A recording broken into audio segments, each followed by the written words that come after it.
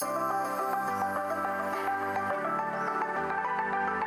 viewers. I am Nyawargak Kiir, and this is Waraga Global Influence Podcast.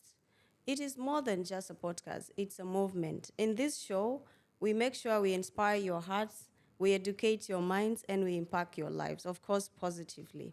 And on today's episode, I am very excited, and so do you, my friend, because I know by the end of this episode, your lives cannot remain the same. It's going to be a high opening to you all, and many of us can attest what is happening today in South Sudan and all over the world. But now we are talking for ourselves. We cannot talk for other people.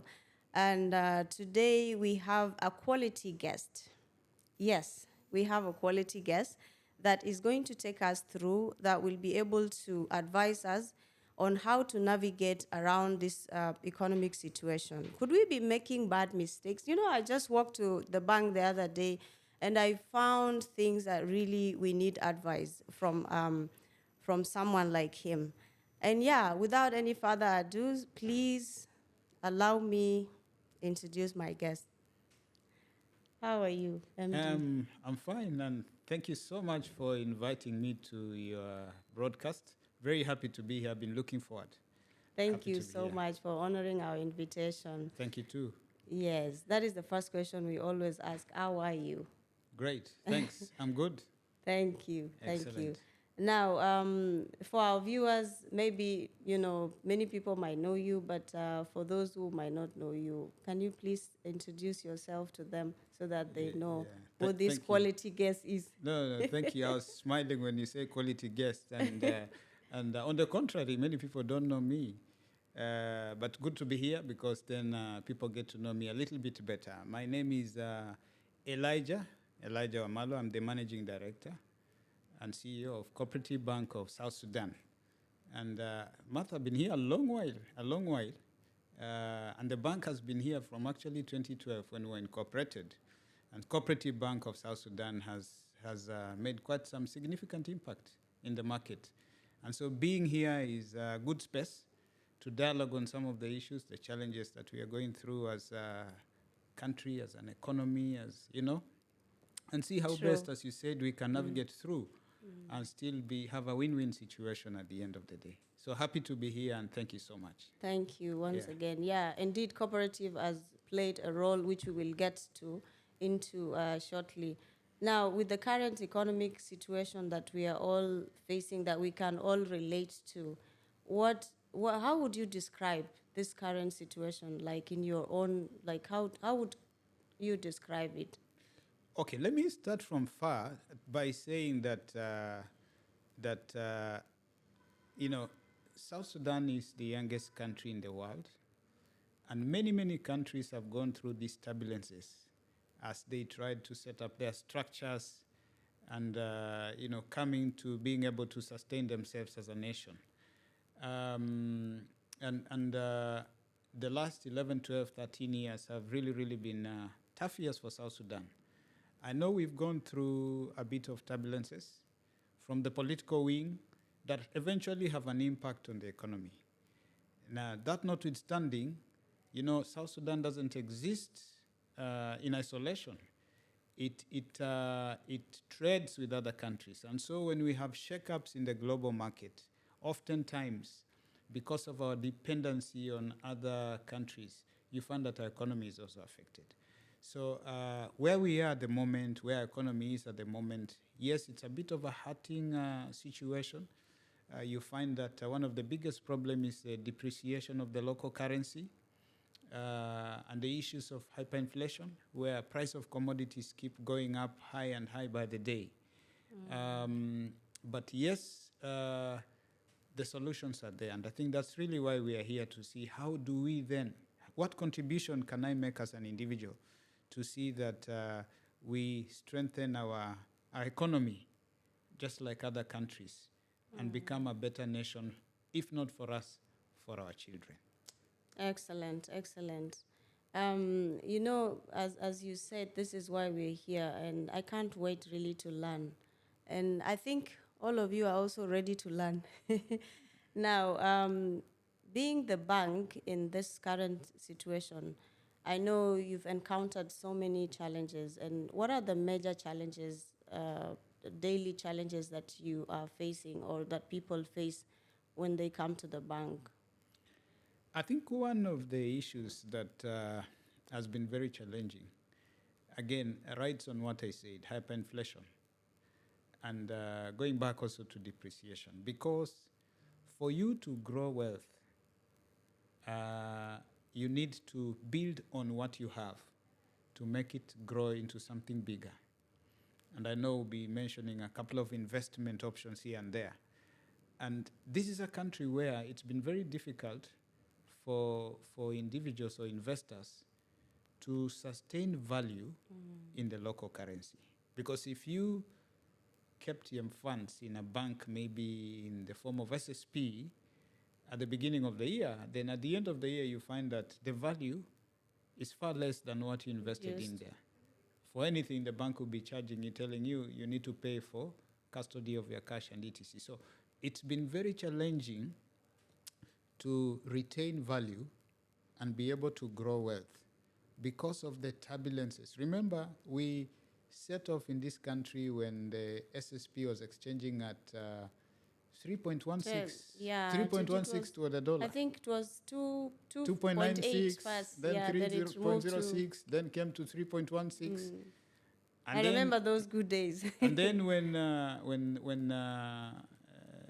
we had the liberation of adopting the floating rule where the market forces will determine the exchange rate in 2015, the market started running. You know, I say the currency was running, and you find that the stronger currencies then took advantage. And you know, Nyawargak, this is so much so because we have a lot of dependencies on other countries. We import so much of what we consume. And therein lies the secret of us being able to turn around this economy. That if we eat and what we produce and produce what we eat, that alone can come in handy. Will come in to strengthen our local currency.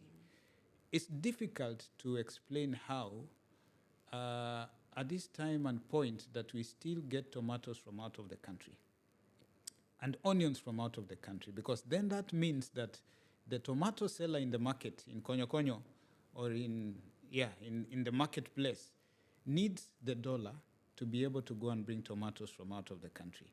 That is something that we need to turn around. And I bring it to that level because I know that each one of us can make a contribution.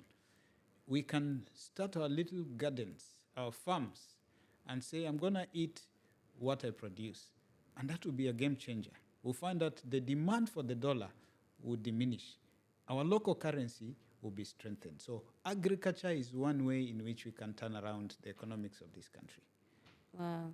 I just love the fact that you said most of the things that are coming from outside are not really helping us with the economy to tackle this economic situation. Correct. Indeed, farming is one of the best that one can do. And I mean, how nice and natural it is to just walk to your farm and bring tomatoes and bring onions. It's really amazing. That's a good advice.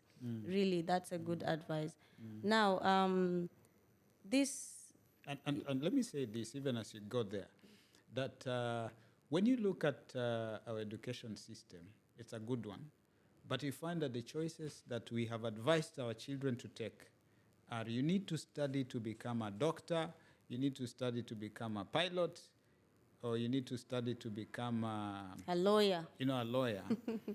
But I guess very few of our children are being advised to become agriculturists.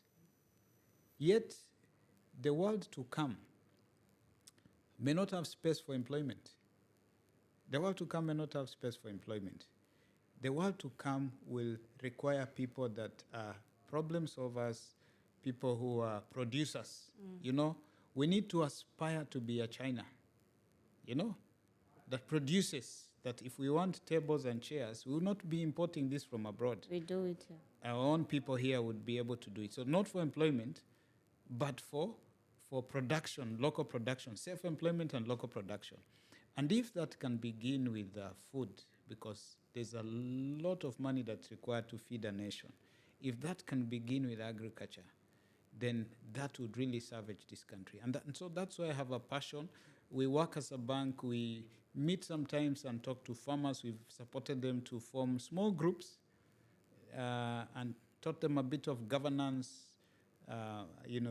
imparting a bit of business skills into them so that they will be able to have that commercial mindset that I will not just do my activities to feed my family, but much more, I can produce, take my cassava and my potatoes to the market, and I'll have money to be able to pay school fees for my children. We really need to move away from the dollar, desire and demand for dollar, and focus on things that would strengthen our local currency. So the aspect of looking at central bank and Ministry of Finance as the ones who will be able to turn around the economy on their own would not work for us. It actually goes beyond them. It goes to a country that is set to produce. That will turn us around. Thank you. That's really a great advice. I mean, the other day, me and my friends, we were just eating in a restaurant, and we look at the toothpick. And I just picked one toothpick, and I looked at it. It was made somewhere else. I'm like, even the toothpick, the ordinary toothpick. Can you imagine? Do we really need to bring everything outside the country? Yes. You mentioned when you want fish. Yeah. Fillet fish. We bring it somewhere else. You don't when know we where have to plenty get fillet fishes. fish. Where is the local person that's doing fish filleting? Exactly. You know? Yeah, even the chicken. Even chicken. We need to bring the chicken in fact, as well. Local chicken is sweeter than chicken from Brazil. And so if we have a plate that's and full very of... healthy. Yes. Very healthy. So if we have a plate that's full of what is imported, all the way from toothpick, all the way to honey, yet there's so much honey in our country, then we must stop and ask ourselves what we are up to, because the solution lies with us. Yes. MD, I just love it. And before we dive right into it more, I just want you to take us through, do you think it's even a right time to invest right now? And if it's yes, what could be those businesses that people could invest in? Thank you for that question. And investment is a good way to go. And investing is where you expend to get more value. You employ your money into something, into an activity, so that you can get something out of it. Now, when you look at investment from that perspective, then investment is very diverse. And I'll say this, that there are so many opportunities for investing. Just speaking from what I talked about, fish filleting. Good investor is one who identifies a need for the people, a need for a particular market or a community, and then you create the solution. You avail the service or you avail the product. So for sure, people who need food, people who need clothing, people who need... So all those, for me, are opportunities for investing. And so we need to look out and see, where is it I can add value? Yeah? Let me pick the very basic, because we are still basic in many ways, that honey. Honey is tapped in the village, and it needs a bit of cleaning and packaging. That in itself, that somebody just needs to think through and see how best can I be an actor in this particular value chain. Talk about housing. There are many people that now want to settle in the country. Previously, in the early years after independence, you found that a lot of South Sudanese were spending money out of the country, but very little development in country, maybe because of fear of war and etc. But where we are today, there's a bit of relative calmness, and the country has been peaceful in many ways. And so people are now determined to settle down. Correct. For them to settle, it means that they will need investors into the real estate space, people who can come up with affordable housing models and be able to say, you want a small accommodation unit, two-bedroomed house, three-bedroomed house, you can invest your money in there. Now, as an individual, you may not have much capital, but what is this we can do as a group? You can come together as employees of a company. You can form a cooperative society. You can form a group and put together a little fund and invest in there. So I want to say that opportunities are there in many ways, especially in South Sudan. In fact, this is a country where you can start anything and it will thrive because there is a lot of need for local service and local products. We just need to look at the space to see what exactly. But I know when we talk about investments, people ask, is there an account that I should put my money into? Those options are there. But the return on that investment may not be too high up. You know, you'll be paid by the banks 2%, 3% on whatever you're investing in there. But that will take a long time for you to be able to build a fund. But if you can identify space in the market on what you can do, and let me also put in this, that each one of us has a gift in a particular area. We have a talent. There's one who's talented in a particular area and not the other. And so there may not be a common area where we say we all need to be there. You get the point? Like we Yes. cannot all go into real estate. Absolutely. You know, we can't all. Yeah, we can't We all may be not good all fit in that within area. agriculture. But you as a person, what's your interest? You know, I like what you're doing. Like you have a broadcast here, and you find Thank that you. this can be your investment. You know, where you're able to add value, provide solutions, provide a platform where people come and dialogue. And you find that you're making a contribution, and before long, you find that you're able to build your fund. You're able to create wealth from what you're doing. So I want to say that it's broad. It's more in terms of investment. It's more in terms of what's my area of strength, and what's the market, what's the community desiring to have. And then you move in and see how you can be relevant in that particular field. I hope you get my angle of looking at it. I get it. Yeah. I always say business ideas are the solution to the problem that we see around us. And, it all comes down to knowing yourself better. Because for you to be able to, be good in a certain particular area, it means that you've known yourself enough to know that I cannot be good at the real estate, but I can be good in the fishing area, just as you said. Yes. And when you look at the market today in South Sudan, truly, we've got nice, amazing apartments that you won't believe are inside Juba. However, there is nobody that is targeting the middle class. Because when you look at those nice buildings that are within Juba, are all ranging from 1,500, a decent place, up to 3,000-4,000. Who is doing the affordable houses, as you said? It is another area to look at, truly, because we cannot, the savior will not come from outside. Correct. We are Correct. our own saviors. Correct. Yeah. And when we produce most of the things, it will cut some of our problems, especially in the economic situation, because now we will have our own food, we will have our own tomatoes, we will have our own okra, all the vegetables that we need. And that way, you're also creating employment for other people. You're adding value, as you said. I love the word value. You're adding value to other people. And for us to transform our country, we then need to transform ourselves. The transformation has to begin within ourselves. We need to find what we are good at, truly. Now, I want you to take us through what is Cooperative Bank doing currently to help people. Are there some investment? Are there some advices? Are there certain activities that Cooperative Bank can engage people in? Yeah. Just before I jump into that one, while you're talking, I just remember that. Do you know we can build our affordable houses without using cement? Oh, really? Yeah, because there are these interlocking blocks where you don't need cement. But what kind of housing models have we adopted? Is a model where we need cement, we need steel, and that makes it very, very expensive, even talking about the middle income earners. And so who is in that space to educate and let people know that we can build up houses without cement? And that will cut down the cost of construction and make it easier. And so when I think that way, then I see there's a lot of space that needs to be ventured into.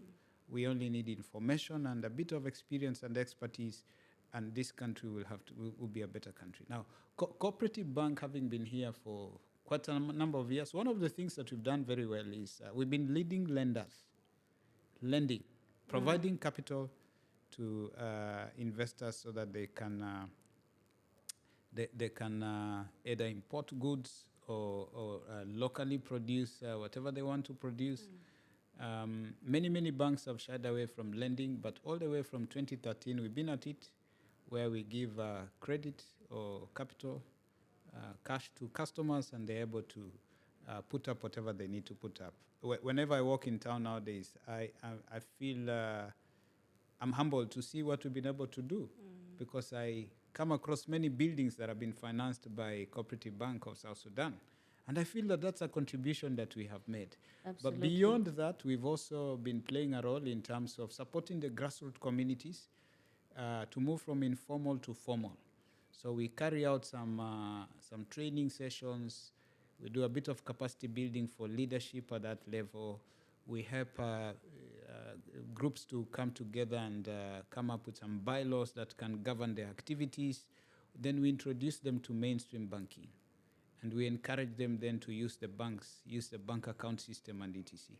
And I'm also very happy that is progressively growing. I'm able to see groups that have moved up and become better. Youth groups, women groups.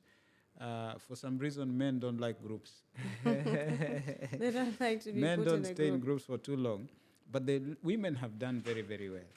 But also we have businesses that come together, different players in different businesses, and maybe they're doing common activities, they're able to come together, put together their little capital, and then they'll be able to provide. So I tend to think that that's in one way we've made those are ways we've made contribution. Talk about knowledge transfer. We've also transformed a number of people. I've worked with many South Sudanese. Almost 90% of our staff are actually South Sudanese. A number of our branches are being run by national staff. And so I'm happy to see that our own people here have grown in capacity to be able to do so much, so that we don't necessarily import expatriates from out, much as we have a few now, but that even that 10% space can be taken up by the national staff.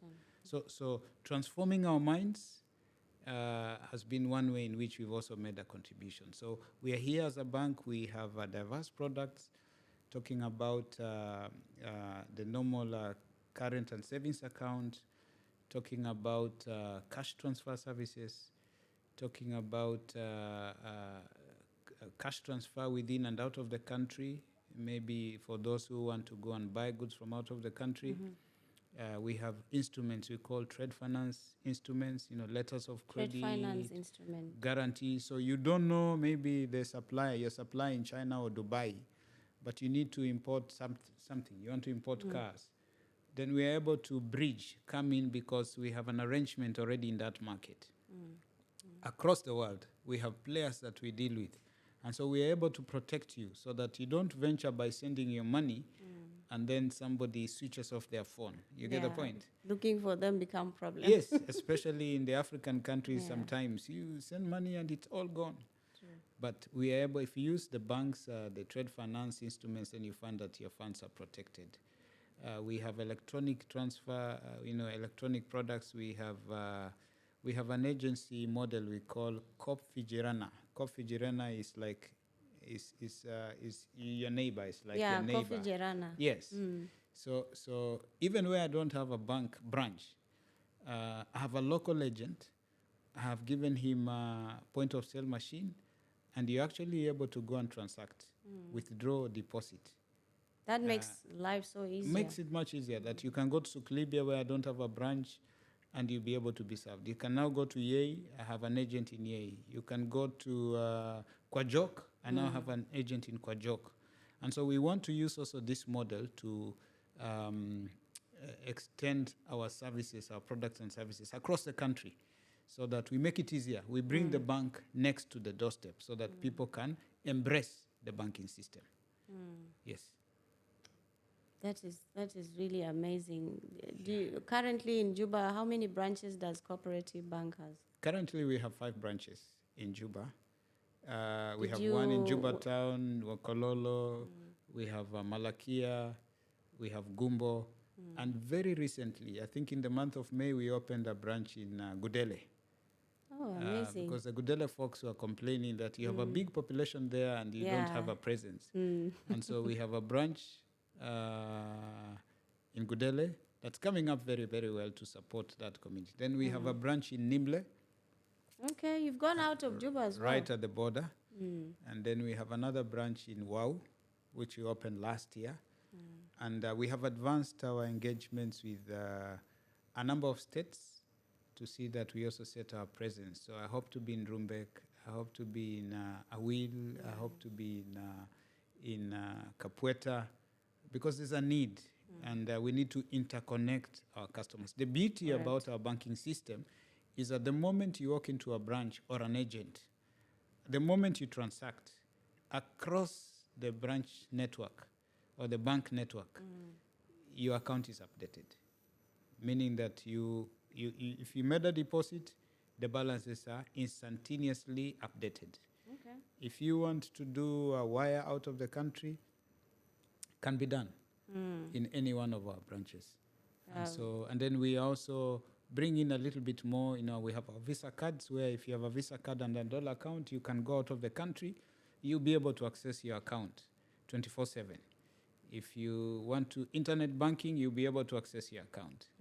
At the same time, on the SSP end, we also bring in cards. We call them merchant cards, where you can walk with the SSP card to a Panorama Hotel, have your meal, and then give them the card and make a payment, even from your local currency account. So there are a few things you're doing also to integrate with some of those financial techs, so that we can support our population much better.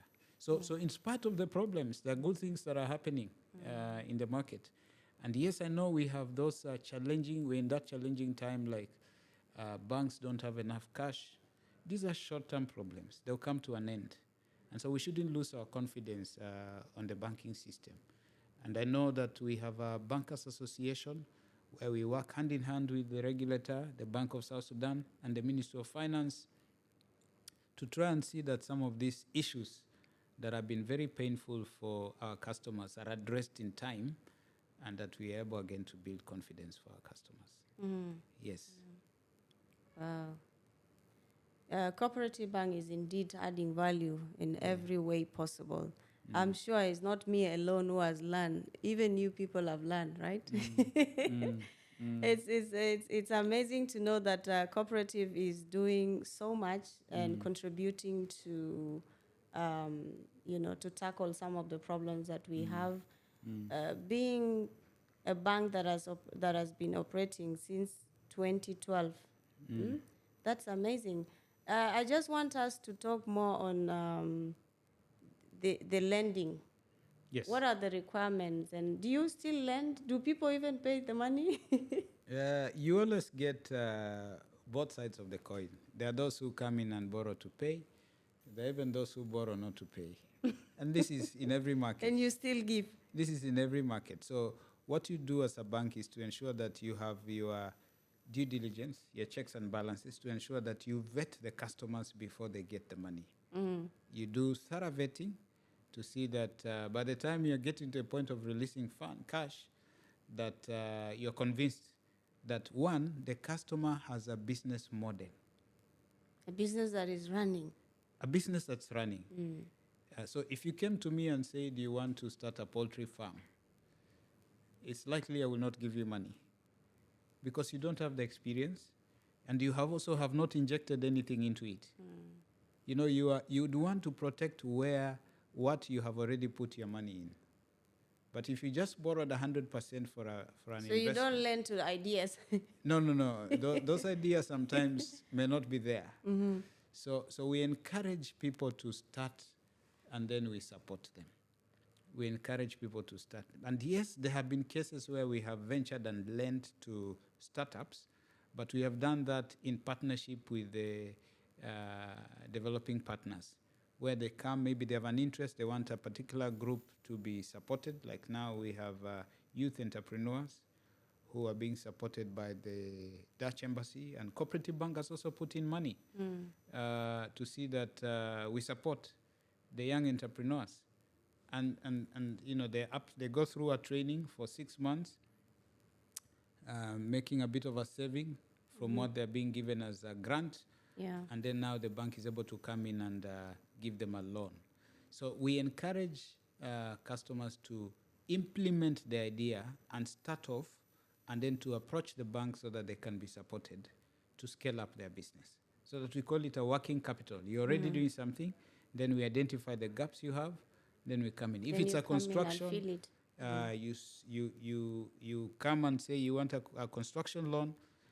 We will work out to appreciate your bills of quantities. How much is it required for you to be able to finish? Then we'll ask you to inject also part of your money. So we could ask you to put in 40%, and then we give you 60%. 60%. Progressively in the different stages. We are also giving loans, personal loans. We've been giving personal loans, especially to those who have employers who are regular in their salary payments. And so in the personal loans, it's a bit personal, so it may not necessarily be a business.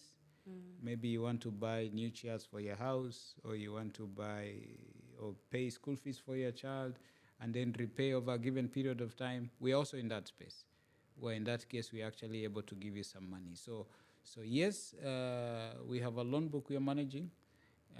There are a number of people that are now repeat customers. They took money, they did a project, they have come, they have brought their friends and etc. What I encourage is, don't stay away. Come, sit with us. Let's appreciate what is it you're doing, and then evaluate how much capital you require, and then how much are you able to put in, and then what additional are we going to give you. Over and above that, we have overdrafts for business. Like if you're running a school, there are times when students are away from school, and so there's no school fees payment. You have teachers who are on salary every month. You want a short-term kind of a facilitation to pay the salaries for the teachers. So a number of schools have overdraft facilities with us, where we allow them to overdraw, and then as soon as the school fees are paid up, you find that the account regularizes. We also, we've partnered with a number of development partners to support farming activities, because again, that's an area of interest, as I said from the beginning, because that's what will transform this country. Correct. And so we know the risks that are there, but we step in to try and transform the country. We have a slogan for the bank that reads, "Together we transform lives." Together we transform lives. So we want not just to be here like a commercial bank, but we want to transform lives. That's our driver. That's our motivator. Oh, I love Yes. that. Yeah. Together we transform lives. Correct. Together we transform lives. Correct. Yeah, so I think for customers who want to know, for what I'm doing, how can I be supported? I'm running a boutique, or I sell groceries. How can I access a loan from the bank? They need to come and engage. We have credit officers at the branches who will be more than willing to walk the talk and support them accordingly. One of the interesting things we've had is customers come to you, they want to access loans, but their money is not in the bank. You ask somebody, "Do you have a bank account?" He says, "No." Now, that's a bit challenging. And so we take you through a process where we will encourage and support you to open a bank account and start banking. Because loan repayment cannot be done outside the bank. It has to be within the banking system. Bank. So I get somebody from Terekeka, or me, I normally buy cattle and then I sell them. I want a loan to buy more cattle. I say, no, firstly, we have to bring into the banking system and give you the basics of what it means to work with the bank. True. And understand how you can be supported to scale up your cattle business. You get the point. And so sometimes, depending on where you are, we may give you 3 months, 6 months for you to align to how the banking system works, and then now we can support you. So send them over so that we talk to them. You've heard. Yes. You've heard. Cooperative Bank has got your back. It has all that you need advice-wise and also support for those of you who want to venture into some businesses. But remember, you cannot sell idea. So you have to be doing something small for you to be able to, to have cooperative bank back. So why don't you just head to cooperative bank, have that conversation, and know more, even know more about what they can help you with, what they can be able to help you with. You've heard from him, he has branches all over, like 5 branches, and he's even in Nimuli. 5 in Juba, but 5 in total in we Juba. have 7. Yeah. Yeah, in total 5, 7. Yeah. 5 in Juba, 1 in Nimli, and they're And wow. soon going to, they're soon going to different states. They've started in Wow. So I want you to go to Cooperative Bank, one of their branches, walk into the bank and ask how you can be helped. Let's tackle this situation together, because indeed we all need we need ourselves to be able to navigate around the tough economic situation. Correct. Yeah. MD, what financial advice? What is the best financial advice can you give? I would say for you to, as a doctor, for you to help somebody, you need to understand what they're suffering from.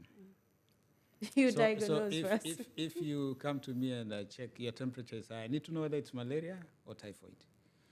There is no one financial solution for everybody.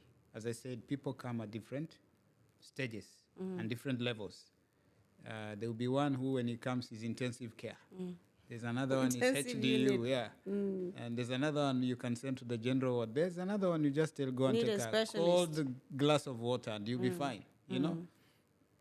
And so what I always advise is that it's important for people to come and engage. But from a general perspective, what I would say is that one, it starts with the mind. Believing in yourself, that you can make a difference, that you can make a contribution. And then ride on that in terms of what is my strength? What do I have in my hand? You know, even this man in the Bible called Moses, when he was praying to God that now the Red Sea is ahead of us and the Egyptians are behind us. You brought us here to die in the, But God asked him a question, what is in your hand? That's a question we must ask ourselves. If it's a motorbike that I have in my hands, how can I use it to transform my life? For me, that is what I think should work for everybody.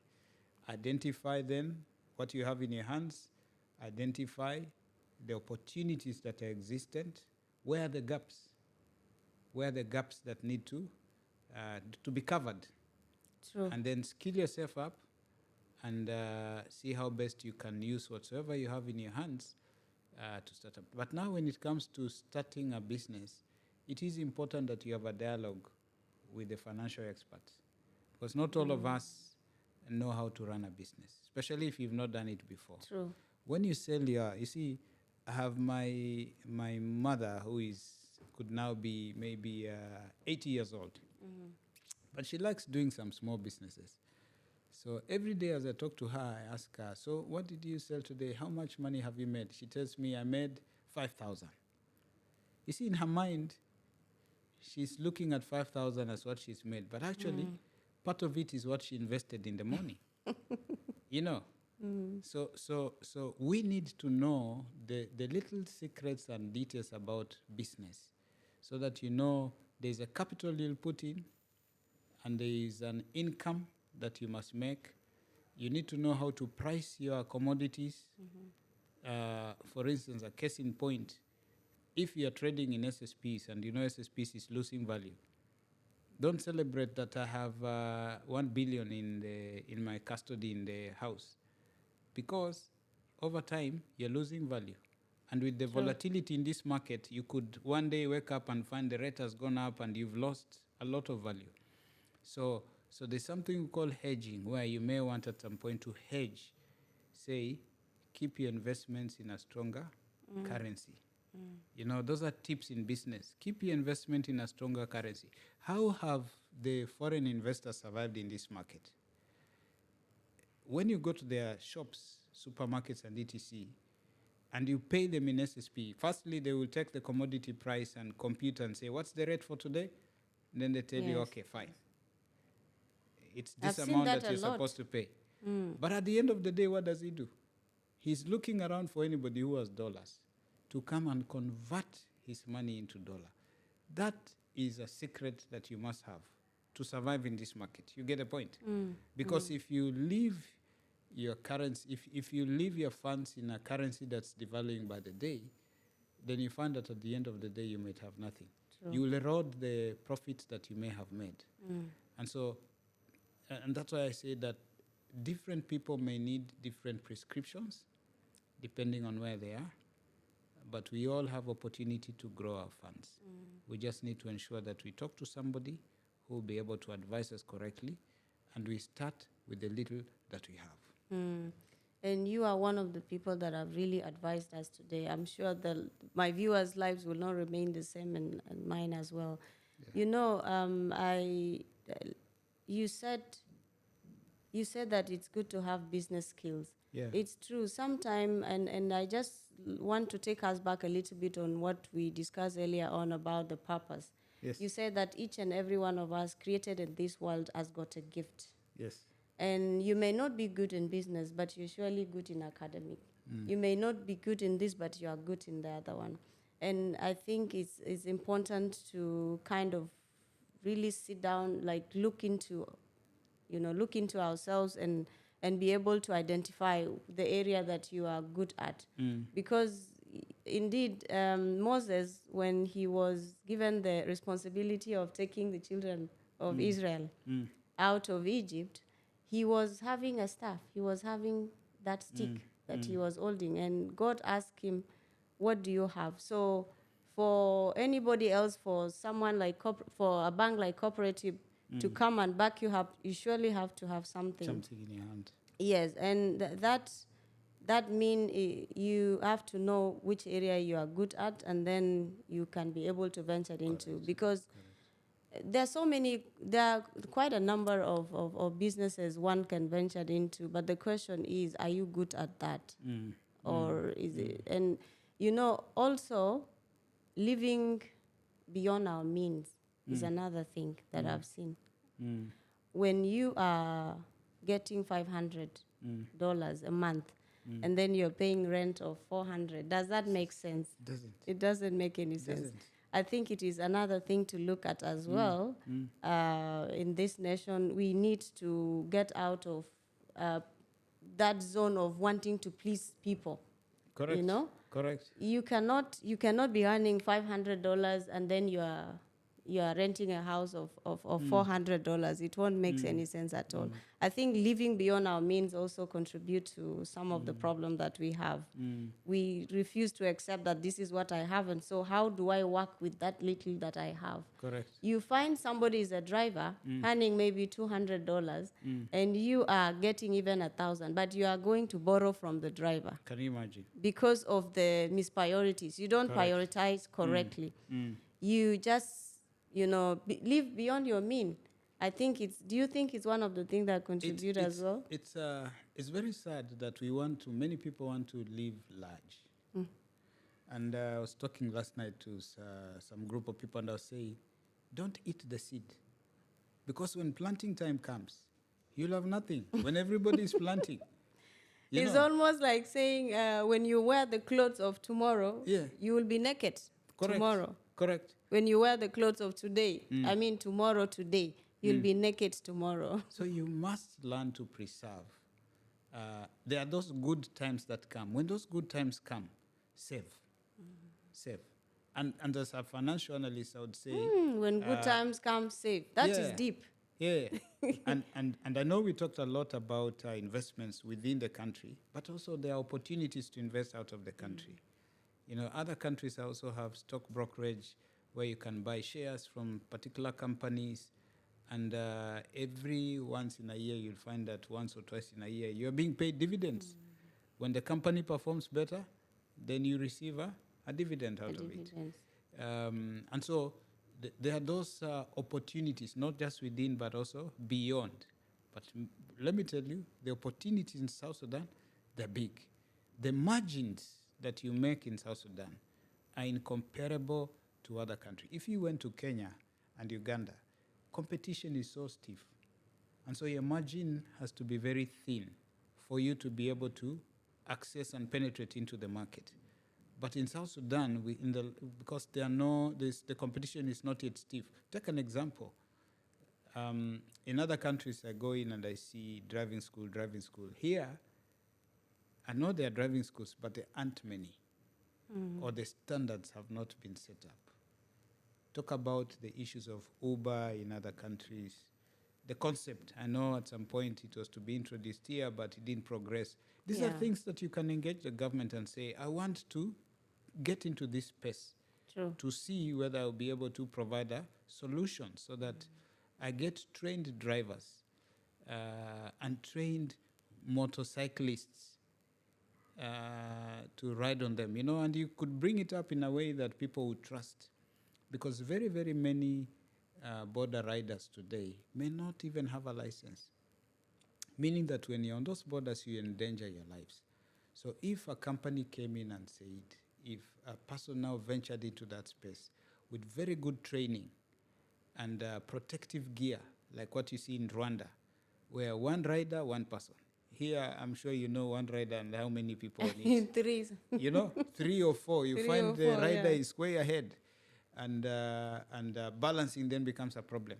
So bring in, talk about when I have an envelope, a parcel, a package I want to send from Gudele to Juba, or from Gumbo to Jebel. Are there companies that can provide those services? That you have a company rider whom we can trust, who can move my parcel from this end to the other end. All those become opportunities for us. I know I digressed a bit, but just going back to what you said, we must save for tomorrow. In good times, when there is a bumper harvest, save and invest, so that when the bad times come, you have something that can sustain you at the end of the day. Yeah. That makes me reflect back on the Bible when Joseph advised that there will be, when he was interpreting the dream. Correct. And it came in handy to a point that most of the neighbors, including his family, later came and bought. Yeah, that really reminded me of that story. Save in good times while you can. Correct. And use it later. Correct. Once again, thank you so much. Excellent. MD, we Thank really you. honored and privileged to have you today, and thank you for all the advice that you have given.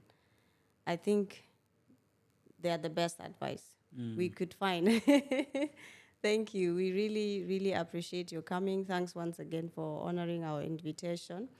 Before I even close, the market is wide. The market is big. If you look around today, there are insurance companies. There is CIC, there is Britam, UAP, yes, New Sudan something, and who are even insuring the border guys, the people that are riding borders, who are ensuring that. There are so many opportunities that one can look at, and surely you can't fail to get what you can do. Yeah. For those of you who have, before I do that, please, what does influence mean to you? I think influence for me is impact. Influence is just about impacting. How do you impact? How do you impact others? How do you impact the community? How do you impact your area of operation? And going by my values, I always feel excited when I see that I've positively impacted somebody. When I meet somebody says, "You remember what you said? It transformed my life." I feel I've added value. You get a point? My joy is not just in seeing that I have made money. No. How do we impact the education system? You know, how do we impact those children so that 7 years to come, uh, 14 years to come, or when they are out of university, that will find the best of agriculturists who would say, somebody spoke into my life about choices, and I chose agriculture, and I'm happy with where I am. You get the point? So impact for me, I mean, influence for me is impact. And I like riding on anything that can bring a positive impact to an individual or a society or an economy or a country. Great. Influence is impact. Thank you. That is really something so deep. So for those of you who have not subscribed, please subscribe, share, like, share it to your friends. Feel free to share it to anybody that you want to learn from this. And so that you don't miss any of our episode that is coming. As we promise you, we are keeping our word. We will be bringing you good topics that are so relevant to today's situation or today's lives. Until next time, thank you. Thank Bye-bye. you so much. Thank you so much for the invite. It was Thank nice you. being here, and I hope to be here again. Thank you. Excellent. Thank you. Thank you.